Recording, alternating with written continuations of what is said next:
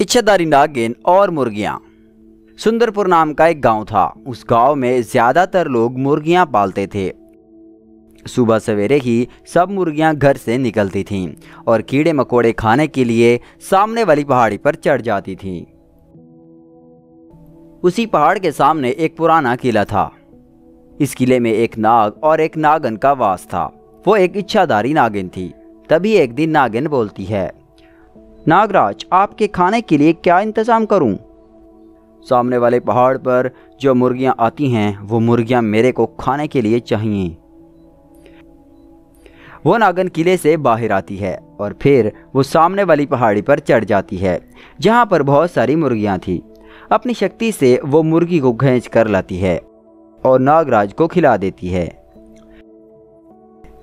और अब ये इसका रोज का मामूल बन गया था। उधर गांव वाले मुर्गियां कम होने के कारण बहुत परेशान हो जाते हैं। यार पवन, जितनी भी मुर्गियां बेचता हूँ बाहर वो वापस ही नहीं आती।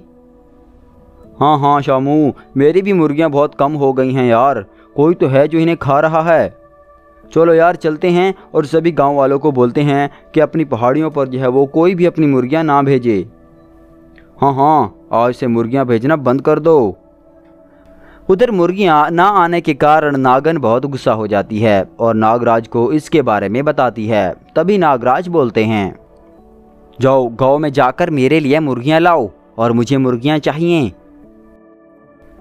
नागिन वापस जाती है। तभी नागिन को एक मुर्गी दिखाई देती है और वो नागिन उस मुर्गी के अंदर प्रवेश कर जाती है तो वो मुर्गी एकदम से बड़ी हो जाती है और गांव चली जाती है मुर्गियां खाने के लिए। तभी मुर्गी बोलती है, मैं एक जादुई मुर्गी हूं।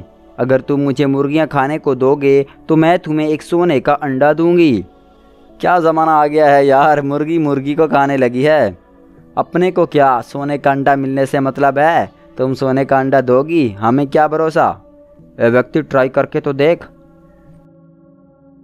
उसके बाद हर कोई मुर्गी लेकर घर से निकलता है और एक एक मुर्गी को वो नागिन खाने लगती है और उसके बाद वो सोने का अंडा देती है। सब लोग खुश हो जाते हैं और बड़े बड़े अंडे को लेकर अपने अपने घर चले जाते हैं। लेकिन थोड़ी देर में सब अंडे मिट्टी के बन जाते हैं। सब लोग गुस्सा हो जाते हैं और मुर्गी को बांध देते हैं और जोर जोर से मारने लगते हैं। तभी नागिन बाहर आती है और कहती है, मुझे मालूम है, मैं एक नागिन हूँ। मुर्गी की तलाश में मैं यहाँ आई थी। बाहर से मुझे मुर्गी मिलना बंद हो गई थी, इसीलिए मैं मुर्गी के रूप में यहाँ आई थी। मुझसे गलती हुई है। इसके बाद मैं यहाँ कभी नहीं आऊँगी और ना ही मुर्गी चुराऊँगी। मुझे माफ़ कर दो। और हमेशा के लिए इस गांव से चली जाती है। सांप और बिच्छू। एक जंगल में बिच्छू राजा रहता था। उस जंगल के किनारे एक तालाब था। सारी मछलियां उस तालाब में रहती थी और बाकी दूसरे जानवर उस तालाब के आसपास रहते थे। वहां एक बहुत बड़ा सांप भी रहता था। सांप मछलियों और जानवरों को खाकर अपना पेट भरता था। एक दिन सांप बोलता है, अरे वाह, ये मछलियां और कीड़े कितने स्वादिष्ट होते हैं। इन्हें खाने में बहुत मजा आता है। आहा। सांप कभी भी भूखा नहीं रहता था। वो किसी का भी शिकार कर कर अपना पेट भर लेता था। एक दिन बिच्छू राजा घूमता हुआ नदी के पास आया। तभी मछली ने जाकर बिच्छू राजा से कहा, बिच्छू राजा, आप तो हम सब से बहुत बड़े हैं। तुम्हारे डंक से कोई नहीं बच सकता। हम बहुत परेशान हैं, हमारी मदद करो। अरे क्या हुआ मछली, क्या हुआ? मुझे अपनी परेशानी बताओ। मछली ने अपनी सारी परेशानी बिच्छू को बता दी। अच्छा ठीक है, मैं एक काम करता हूँ, जहाँ पर वो सांप तुम्हें खाने आता है मैं वहाँ खड़ा हो जाऊँगा। मुझे देखकर वो तुम्हारे पास नहीं आएगा, ठीक है? बिच्छू ने ऐसा ही किया। वो रोज वहाँ आकर खड़ा हो जाता। काफी दिन बीत गए। सांप ने वहाँ आना छोड़ दिया। सभी जानवर और मछलियाँ बहुत खुश हो गए थे।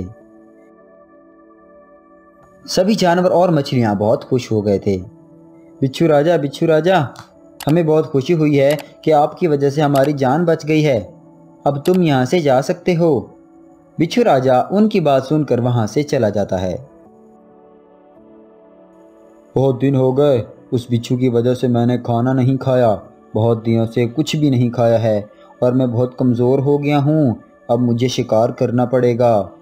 सांप अपने मन ही मन में एक बात सोचता है और एक तरकीब बनाता है और एक दिन वो तालाब के पास जाकर जानवरों से कहता है, अरे भाई लोगों, तुमने कुछ सुना है? जंगल के कुछ बड़े जानवर इस तालाब को सुखाकर यहाँ पर खेल प्रतियोगिता करेंगे। अगर तुम चाहो तो मैं तुम्हें दूसरे तालाब का रास्ता बता सकता हूँ, लेकिन तुम्हें वहाँ मेरे साथ एक एक करके आना होगा। तुम्हें पसंद है तो बोलो, वरना मैं तो चला। छोटे जानवर और मछलियाँ बहुत डर जाते हैं। तभी वहाँ बिच्छू राजा आ जाते हैं। सभी जानवर और मछलियाँ बिच्छू राजा से कहते हैं, बिच्छू राजा, आज तालाब के पास सांप आया था। उसने हमें तालाब छोड़ने के लिए कहा है। हमें उस पर बिल्कुल विश्वास नहीं है। आप हमारी मदद कीजिए। अरे ठीक है, मैं तुम्हारी मदद करूंगा और तुम्हें उस दुष्ट सांप से छुटकारा दिलवाऊंगा। सुनो, जैसे मैं कहता हूँ तुम लोग वैसे ही करो। फिर बिच्छू ने मछलियाँ और सभी जानवरों को पानी से बाहर आने को मना कर दिया और खुद तालाब के पास छुप गया। तभी वहां सांप आया। हा, मछली रानी, क्या सोचा तुमने मेरे बारे में? मैंने जो कहा तुमने समझा कि नहीं? चलना है कि नहीं यहाँ से? अपनी जान से हाथ धोने से पहले मेरे साथ चलो। मैं तुम्हें उस तालाब में छोड़ आऊंगा। मेरा विश्वास करो। उस तालाब में से एक मछली बाहर आती है और दुष्ट सांप से कहती है, सांप भाई, अभी तो हम इसी तालाब में रहेंगे क्योंकि मेरी छोटी बहन की तबीयत खराब है। अच्छा, तो आप एक काम करके पहले हमारे बिच्छू राजा को दूसरे तालाब के पास छोड़ आइए। मैं बिच्छू राजा को बुला देती हूँ। तभी मछली ने बिच्छू राजा को आवाज दी। तभी बिच्छू राजा वहां आ जाते हैं। फिर सांप बिच्छू को लेकर दूसरे तालाब के पास जाने लगा। रास्ते में सांप ने सोचा कि अगर मैं बिच्छू को खा गया तो वो तालाब के सभी जानवर मेरे कब्जे में आ जाएंगे और उन जानवरों को मुझसे कोई नहीं छुड़ा पाएगा और सब जानवरों को एक एक करके खा जाऊंगा। लेकिन बिच्छू को उसकी चाल के बारे में सब कुछ मालूम था। जैसे ही सांप बिच्छू की तरफ लपका तो बिच्छू ने अपने डंक से सांप की फन को दबा दिया और सांप मर गया। उसके बाद तालाब के सभी जानवरों और मछलियों ने बिच्छू का धन्यवाद किया और खुशी खुशी अपना जीवन बिताने लगे। तो दोस्तों, अगर आपको हमारी कहानी पसंद आई हो तो लाइक, शेयर एंड सब्सक्राइब करना ना भूलिएगा।